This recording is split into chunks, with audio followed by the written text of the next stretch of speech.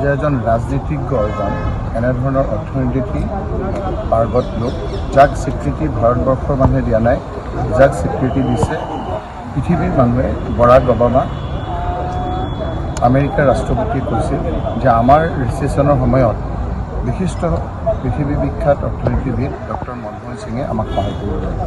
তেনে এজন লোকক আজি আমি প্ৰধানমন্ত্ৰী হিচাপে পাইছিলোঁ আৰু তেনে এজন লোকক অসমক প্ৰতিনিধিত্ব কৰিছিলোঁ।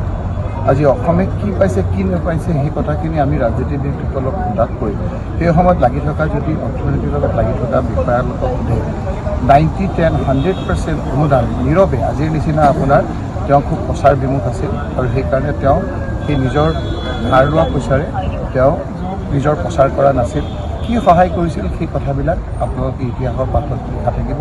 সেইকাৰণে ডক্টৰ মনমোহন সিঙে ডাঙৰীয়াই দুখত কৈছিল যে মোৰ কথাবিলাক ইতিহাসে কিন্তু দুখ লাগে যেতিয়া বহুতক সহায় কৰা লোকে আজি ডক্টৰ মনমোহন সিং ডাঙৰীয়া মোৰ মনত পৰে যে যেতিয়া ৰাজ্যসভাৰ সদস্য হ'ব গৈছিল যিসকলক বিভিন্ন ধৰণে সহায় কৰিছিল সেই লোকসকলে তেখেতক অসুবিধাত পেলাইছিল।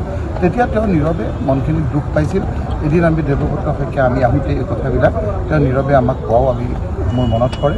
গতিকে কথাবিলাক আপোনাৰ যেনেধৰণে আমি ডাঙৰক সন্মান কৰোঁ মৰম কৰা এই অসমৰ সংস্কৃতিৰ পৰিপন্থী কাম কৰিছিলোঁ এই সময়খিনিত আমাৰ মনত পৰিছিল। তেখেতৰ অৱদান দেশখনত পৃথিৱীত যেতিয়া ৰিচেশ্যন চলিছিল ভাৰতবৰ্ষক কেনেকৈ অৰ্থনীতিত টনকিয়াল কৰি ৰাখিছিল এই কথাবিলাক আমি ক'ব নালাগে। পৃথিৱীয়ে এই কথাবিলাক স্বীকৃতি দিয়ে আৰু সেইকাৰণে আজি আপোনালোকে দেখিছে লানি নিচিঙা লোক ইয়ালৈ আহিছে।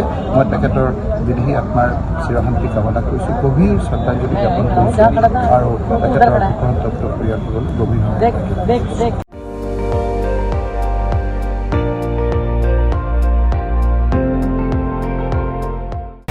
আপুনি চাই আছে ND24, সৰ্বশ্ৰেষ্ঠ নহয় সৰ্বোত্তমৰ দৌৰ।